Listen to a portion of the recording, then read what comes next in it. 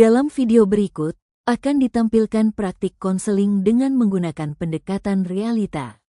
Pendekatan ini dikembangkan oleh William Glasser dan menekankan pada tanggung jawab pribadi, pemenuhan kebutuhan, serta pengambilan keputusan yang realistis oleh klien. Tujuan konseling realita: membantu klien menyadari pilihan perilaku mereka, mendorong klien untuk membuat rencana konkret dan bertanggung jawab atas tindakannya. Konseling realita bertujuan untuk mengarahkan klien agar sadar akan perilaku yang dilakukannya, serta mengembangkan tanggung jawab dalam membuat keputusan yang lebih baik ke depannya. Klien tidak dibenarkan menyalahkan orang lain atas kondisinya, melainkan diajak untuk melihat solusi. Berikut identitas konselor dan klien. Assalamualaikum warahmatullahi wabarakatuh.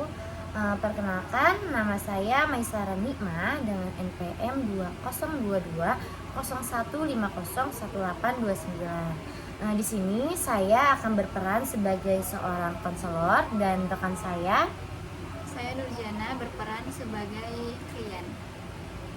Mari kita simak video konseling realita dengan seksama.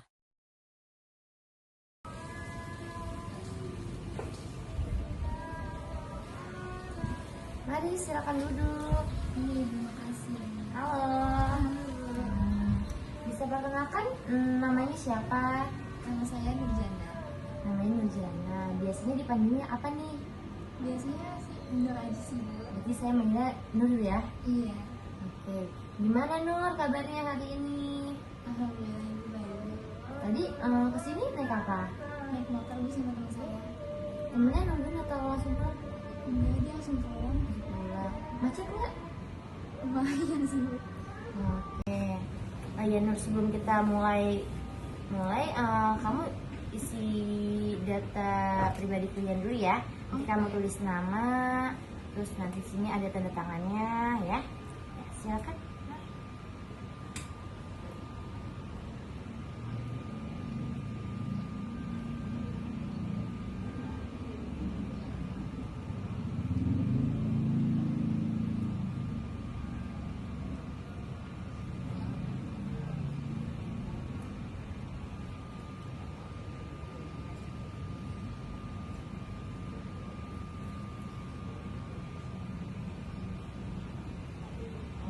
Oke, bentar ya, saya tanda tangan dulu.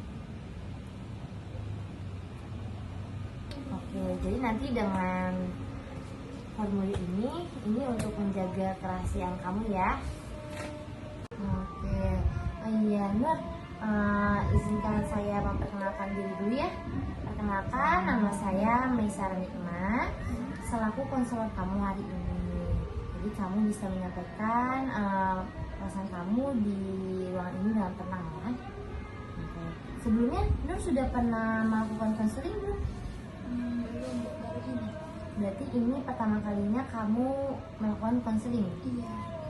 Oke. Kalau gitu saya izin menjelaskan sedikit ya apa itu konseling. Jadi konseling itu adalah proses komunikasi antara konselor dan dengan klien, yang dimana nanti dalam prosesnya itu kamu bisa menyampaikan perasaan kamu. Nanti saya akan membantu kamu untuk memahami masalah dan kita akan mencari solusinya bersama-sama. Gimana Nur? Dapat pahami? Nah terus Nur, di dalam konseling ini tuh ada 4 asas Nur. Yang pertama itu ada asas kerahasiaan.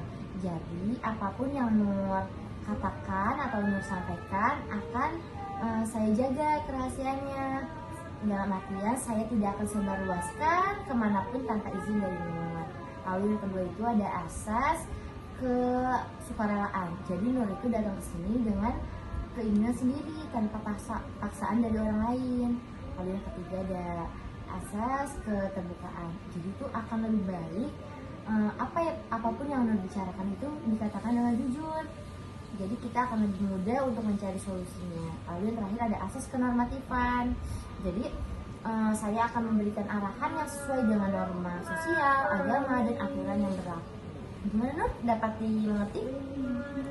Oke Nur. Kalau gitu sebelum kita mulai ke dalam sesi konseling, kita berdoa terlebih dahulu ya. Baik. Berdoa, mulai.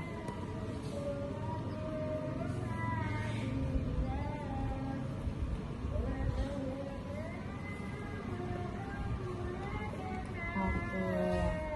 Nah, jadi saya izin menjelaskan kembali ya bahwa nanti dalam proses konseling ini apapun keputusannya ada di kamu ya. Saya mencoba untuk memahami keinginan kamu. Baik, lanjut. Apa sih yang kamu rasakan saat ini? Saya lagi cemas banget sih sama lagi gelisah. Kamu mengatakan bahwa kamu sedang merasa cemas dan gelisah. Kalau saya boleh tahu itu karena apa ya cemasnya? Karena saya lagi suka nunda-nunda tugas karena keseringan nongkrong, main HP berlebihan, gitu sih Bu. Oke, jadi kamu sedang merasa cemas karena tugas kamu menumpuk dengan yang diakibatkan oleh aktivitas lain di luar rumah seperti nongkrong bersama teman. Lalu kamu terlalu fokus untuk main handphone dibandingkan mengerjakan tugas. Iya. Oke, jadi apa sih yang kamu inginkan gitu untuk supaya kamu tidak menunda-nunda tugas? Saya lebih membatasi nongkrong saya, handphone juga. Jadi keinginan kamu itu adalah kamu ingin memfokuskan untuk mengerjakan tugas dibandingkan aktivitas lainnya seperti main handphone dan nongkrong sama teman. Iya Bu, tapi susah banget Bu buat gantiin ke semua. Nggak apa-apa Nur, nanti kita akan pahami di dalam. Terus apa yang akan kamu lakukan nih supaya tujuan kamu tercapai? Yang kamu ingin lakukan? Saya pengen lebih fokus sama matkul saya. Jadi kamu akan lebih memprioritaskan tugas kamu dibandingkan aktivitas lainnya. Oke. Nah, menurut kamu nih, apakah dengan menunda tugas yang kamu bilang tadi itu benar atau salah? Enggak sih Bu, justru malah bikin saya jadi stres karena tugas saya numpuk. Terus waktu saya juga tinggal dikit jadinya. Oke, jadi kalau tadi kamu bilang kamu salah, itu bisa jadi karena pola pikir kamu yang nggak bisa memikirkan prioritas mungkin ya. Jadi kamu harus bikin skala prioritas mana yang lebih penting gitu ya. Oke Nur, jadi kamu ini ada gak sih rencana kedepannya untuk mencapai tujuan kamu? Ada Bu. Nah, di sini saya ada selembar kertas, ya. Saya ingin mengajak kamu untuk mengisi semacam kuesioner sederhana ya. Ini akan membantu kamu lebih memahami tentang apa yang kamu inginkan, kebiasaan kamu saat ini. Nih, nanti kamu bisa isi ya di sini. Baik. Silakan, nah di sini pokoknya apa?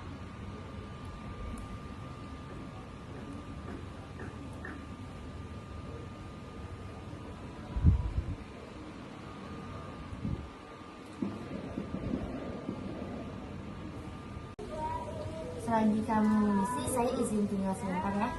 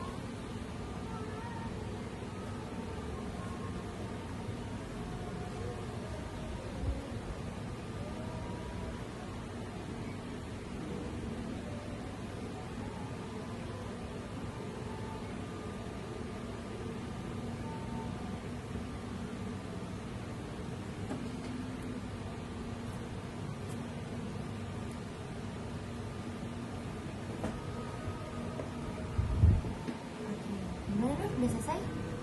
Sedikit lagi.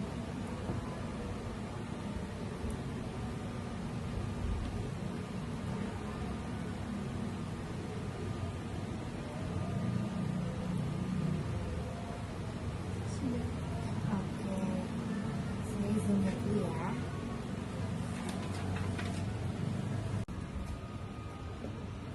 Oke, jadi di sini kamu sudah menuliskan ya rencana atau planning untuk kedepannya ya. Jadi yang pertama itu kamu ingin lebih mampu menentukan skala prioritas antara tugas sekolah dan aktivitas lainnya. Menurut saya ini langkah awal yang sangat bagus sih Nur, karena kamu sudah bisa melihat mana yang lebih penting untuk dilakukan terlebih dahulu. Terus yang kedua, kamu juga menuliskan bahwa kamu menyadari pentingnya untuk mengurangi waktu bermain HP, terutama scrolling sosial media yang seringkali membuat kamu terdistraksi dan akhirnya menunda tugas. Nah, di sini saya ingin menambahkan saran tambahan ya Nur, yaitu bagaimana kalau kamu mulai membiasakan diri untuk menuliskan to-do list atau daftar kegiatan harian di buku catatan atau note di handphone. Gimana? Bisa? Bisa. Jadi dengan menuliskan to-do list ini, kamu bisa lebih mengatur waktu dan menyusun skala prioritas dengan jelas. Jadi ini akan sangat membantu kamu untuk mencapai tujuan kamu. Tujuan kamu tadi kan bilang tidak menunda-nunda tugas ya. Iya. Iya, mungkin itu Nur yang bisa kita lakukan. Apakah siap untuk melakukan perubahan kecil ini? Siap, saya mau berubah. Oke, kalau begitu kita akhiri sesi konseling hari ini ya Nur. Semoga dari konseling ini bisa membuat kamu lebih memahami masalah yang sedang kamu hadapi saat ini. Terus nanti jadi kita akan melakukan evaluasi rencana ini di minggu depan ya. Baik. Untuk melihat perkembangannya bagaimana sih gitu ya. Oke, untuk itu kalau ada yang ingin kamu bicarakan di luar sesi konseling ini, kamu bisa menghubungi saya. Baik. Semangat ya Nur untuk melakukan perubahan kecil ini untuk masa depan kamu yang lebih cerah lah ibaratnya. Terima kasih juga ya Bu, saya jadi jauh lebih tenang dan lebih jelas harus mulai dari mana. Oke, baik Nur, kalau gitu kita sudah dulu ya.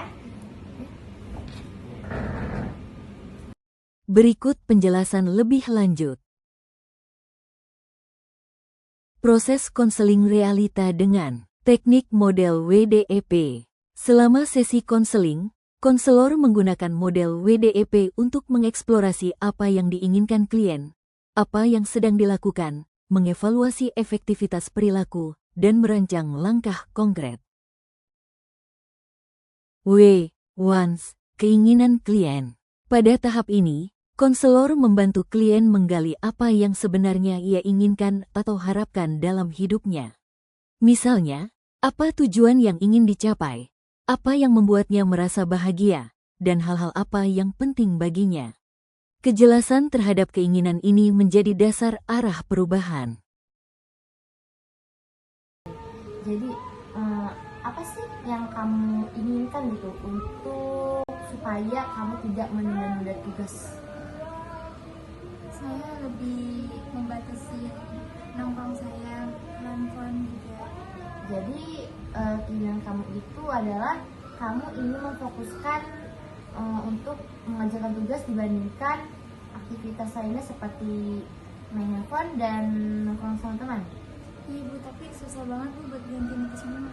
Nggak apa-apa Nur, nanti kita akan pamit. Terus Doing, apa yang dilakukan saat ini. Setelah mengetahui keinginannya, konselor mengajak klien untuk melihat apa saja yang sedang ia lakukan saat ini dalam kehidupannya. Fokusnya pada tindakan, pikiran, dan kebiasaan sehari-hari, apakah yang sedang dilakukan sudah mendukung tujuannya atau justru sebaliknya. Terus apa yang akan kamu lakukan nih supaya tujuan kamu tercapai? Yang kamu ingin lakukan? Saya pengen lebih fokus sama matkul saya. Jadi kamu akan lebih memprioritaskan tugas kamu dibandingkan aktivitas lainnya. Oke. Evaluasi perilaku. Tahap ini berisi refleksi. Konselor dan klien bersama-sama mengevaluasi apakah tindakan yang dilakukan saat ini sudah efektif atau justru menghambat pencapaian keinginan. Evaluasi ini membantu klien menyadari hal-hal yang perlu diubah atau ditingkatkan. Nah, menurut kamu nih, apakah dengan menunda tugas yang kamu bilang tadi itu benar atau salah? Enggak sih Bu, justru malah bikin saya jadi stres karena tugas saya numpuk. Terus waktu saya juga tinggal dikit jadinya. Oke, jadi kalau tadi kamu bilang kamu salah, itu bisa jadi karena pola pikir kamu yang nggak bisa memikirkan prioritas mungkin ya. Jadi kamu harus bikin skala prioritas mana yang lebih penting gitu ya. Planning, perencanaan ke depan. Setelah mengevaluasi, langkah berikutnya adalah membuat rencana konkret untuk perubahan.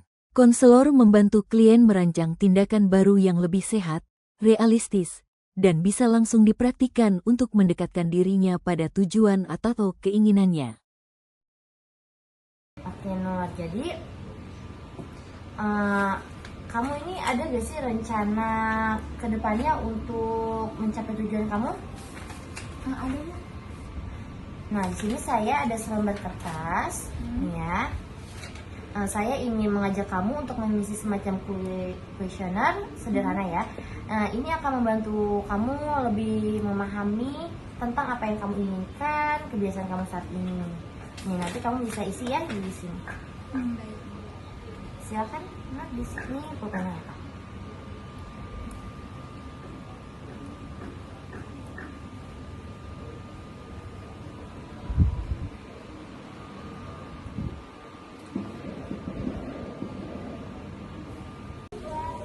Selagi kamu mengisi, saya izin tinggal sebentar ya.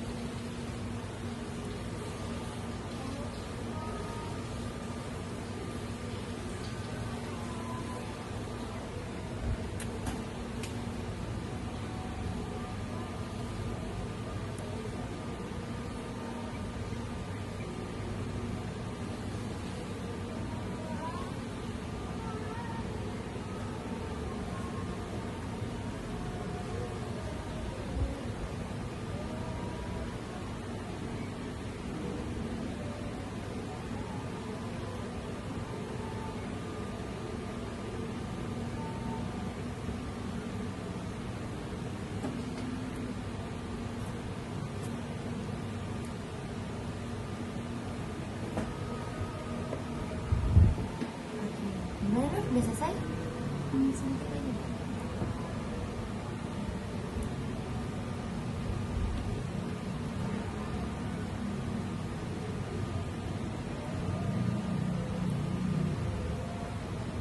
Sudah. Oke, saya zoom dulu ya.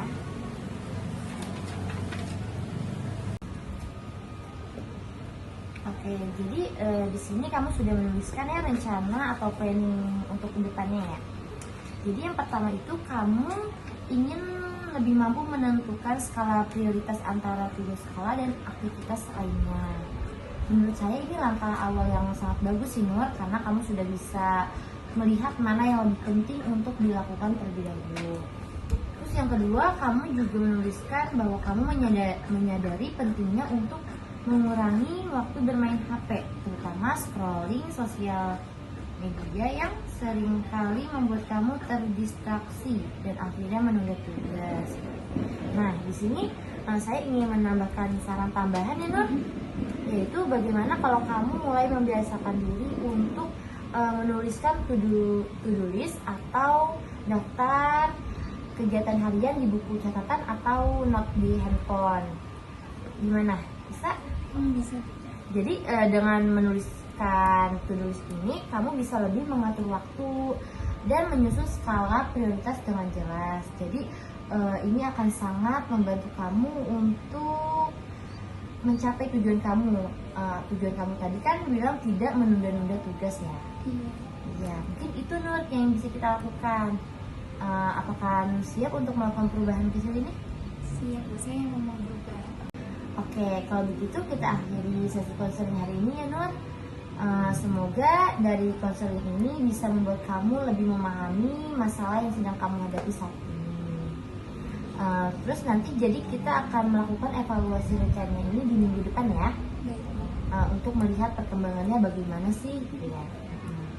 Oke, untuk itu kalau ada yang ingin kamu bicarakan di luar sesi konseling ini, kamu bisa menghubungi saya. Baik. Semangat ya Nur untuk melakukan perubahan kecil ini untuk masa depan kamu yang lebih cerah lah ibaratnya. Terima kasih juga ya Bu, saya jadi jauh lebih tenang dan lebih jelas harus mulai dari mana. Oke, baik Nur, kalau gitu kita sudah dulu ya. Kesimpulan, pendekatan realita dalam konseling menekankan pada pentingnya kesadaran individu terhadap pilihan perilaku yang diambil serta tanggung jawab atas konsekuensinya. Melalui proses WDEP, Once, Doing, Evaluation, Planning, konselor membantu klien untuk memahami keinginannya, mengevaluasi tindakan yang dilakukan, dan menyusun rencana yang realistis untuk perubahan positif. Pendekatan ini tidak berfokus pada masa lalu, melainkan pada solusi yang bisa dilakukan saat ini dan ke depan. Dengan demikian, konseling realita mendorong klien menjadi lebih mandiri, bertanggung jawab, dan mampu membuat keputusan yang lebih baik dalam hidupnya. Singkatnya, konseling realita membantu klien menyadari pilihannya, bertanggung jawab atas tindakannya, dan menyusun rencana perubahan. Pendekatan ini fokus pada solusi masa kini dan masa depan, bukan pada kesalahan di masa lalu. Terima kasih dan mohon maaf jika terdapat kesalahan kata maupun perbuatan dalam pembuatan video konseling realita ini.